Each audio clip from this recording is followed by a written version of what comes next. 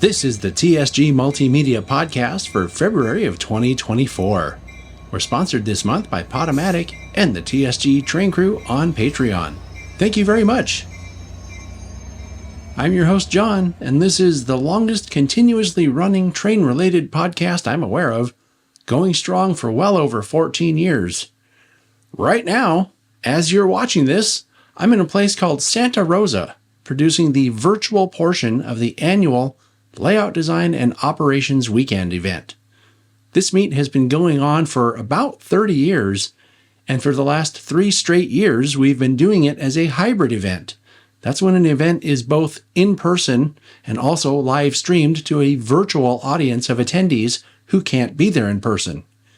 I think it's a big deal to bring events like this to people who can't be there.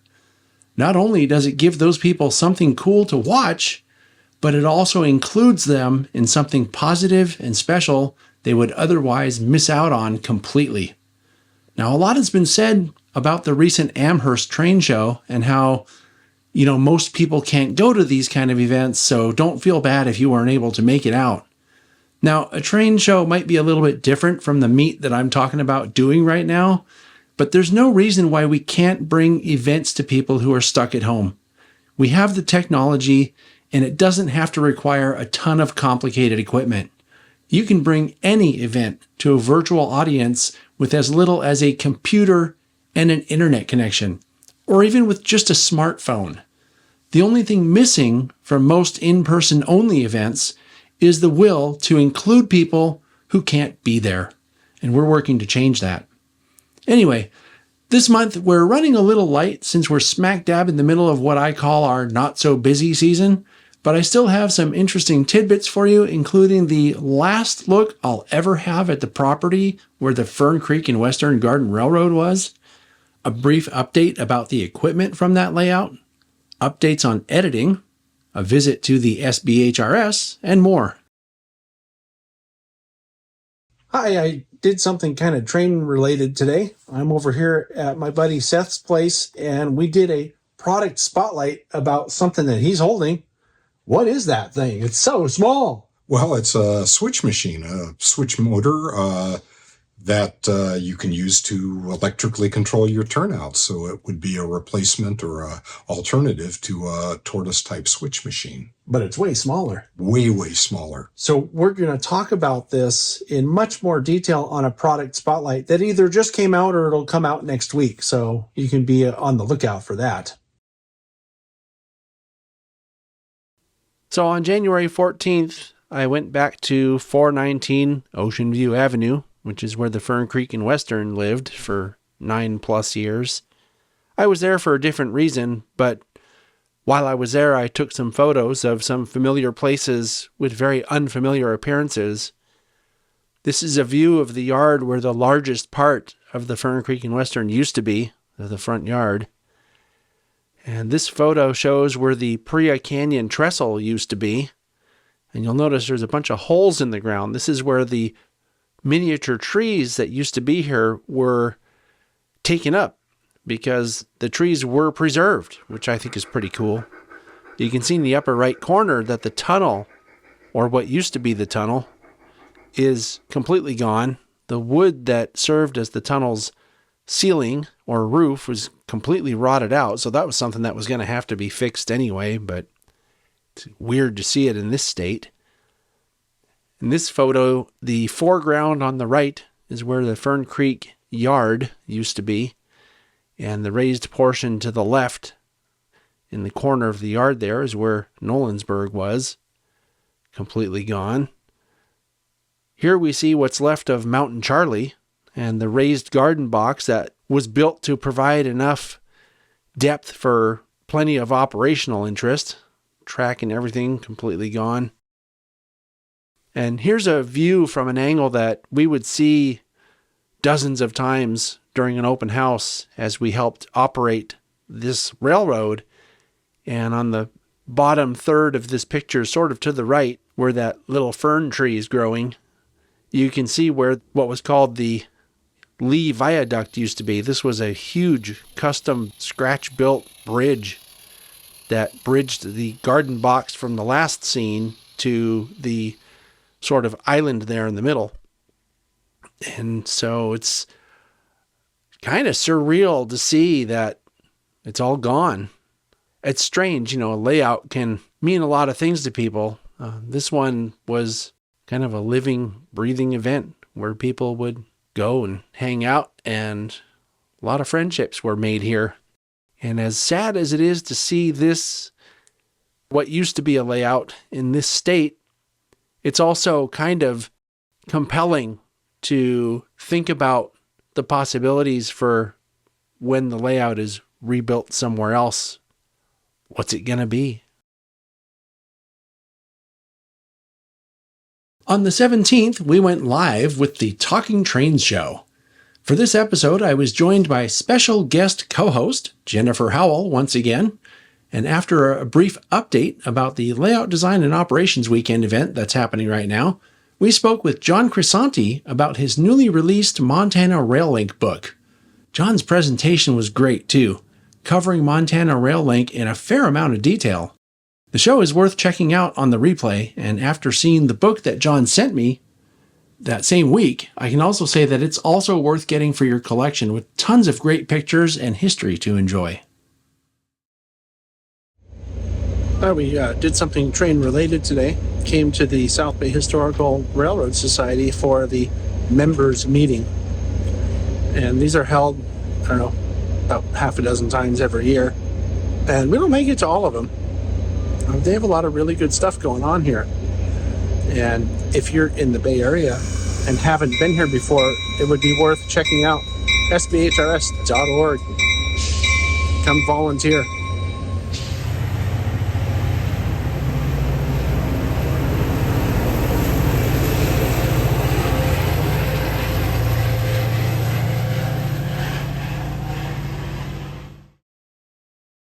On January 28th, I had a special live show with my friend James, who updated us on the goings-on at the Amherst train show that took place last weekend. It's always great to catch up with James, and we had a nice discussion about some of the announcements that manufacturers made at the show, as well as some talk about why events like that are so fun to attend. Also in January, I received a couple of stylish Around the Layout podcast shirts. I'm wearing one of them right now. And in case you haven't heard, the Around the Layout podcast is produced by a guy named Ray, who does some pretty great interviews. You can check it out at aroundthelayout.com. Thanks for the shirts, Ray, and thanks for doing what you do and being a positive influence in both hobbies, podcasting and model railroading. I think we need more of that. So as I fine-tune the calendar for the year, the main events come into focus. We'll be shooting a couple of these main events over the next couple months. One is the 100th birthday of the Clover Valley No. 4 at Niles Canyon, and we'll also shoot a layout tour that's been on the radar for quite some time now, and also the annual Railfest event at Hillcrest Tree Farm in Reedley. It's going to happen in March, and we're going to plan to go to that as well. I'm sure I'll have something to say about all that when it happens. In the meantime, I have been editing a lot, including putting the finishing touches on the ultimate Fern Creek and Western layout tour that we're going to be premiering here on the channel in March. I also completed editing on the Sonora Pacific Garden layout with F. John LaBarba. This video was shot last summer, and it was a lot of fun to shoot, and F. John is also an HO scale modeler with a layout that I'd love to go back and cover. It's really well done. And the garden layout is nothing to sneeze at either, as you'll find out next weekend right here on the channel. If you're part of the TSG Train Crew on Patreon, you've already seen this layout tour, because the Train Crew gets sneak peeks at all the feature videos that come out in advance of the official public release. We have a catch from Robert Darby, who sent in this photo of a garden scale narrow gauge 2662 that was taken inside a movable trailer when he was at the train show in Sacramento last month. That's right, someone has a garden layout inside a trailer that they take around to train shows. Looks like some pretty good modeling too. How cool is that? If you have a train or model catch you'd like to share on this show, please email it to podcast@tsgmultimedia.com. Be sure you own the shots and include the whats, whens, and wheres of the shots you send in. From time to time, I'll help out an organization with a restoration project by publicizing it here on the channel.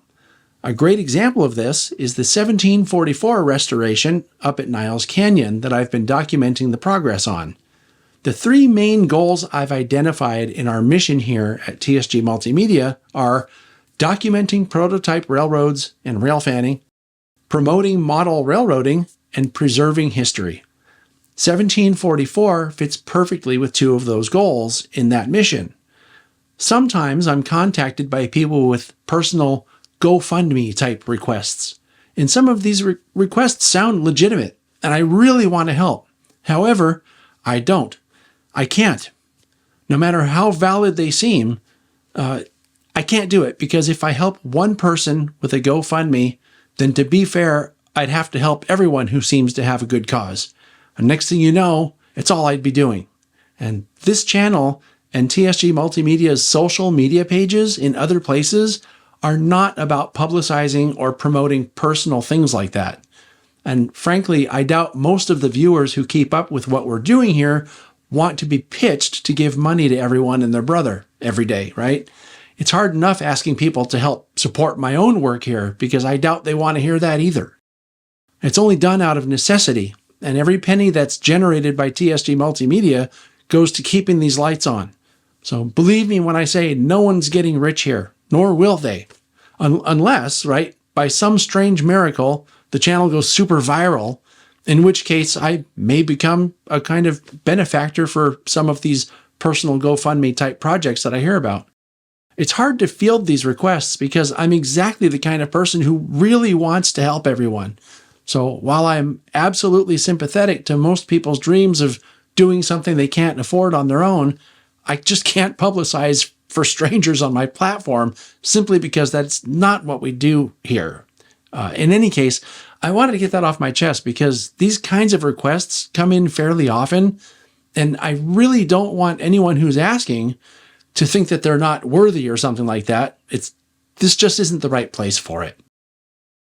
Anyway, in my commentary just now, I alluded to asking people to support my work, which is something I have to do in order to keep things going here. And I started a Patreon page a little over 5 years ago because YouTube alone just doesn't cut it. So if you can help out with a few bucks a month, please do. You can find more information at patreon.com/TSG Multimedia. And just so you know, patrons get content with no ads weeks before anybody else. They also get behind the scenes information about events that we're planning to cover and projects we're working on. And there's more, like deals on models and stuff like that. Just check out the site, patreon.com/TSG Multimedia, and join the crew if you can. It would be greatly appreciated. Now, one more quick thing before I wrap up. Did you know that this podcast is available in both video format and audio format? Now, admittedly, it's probably more enjoyable in video form since a lot of what I share here has a strong visual element to it.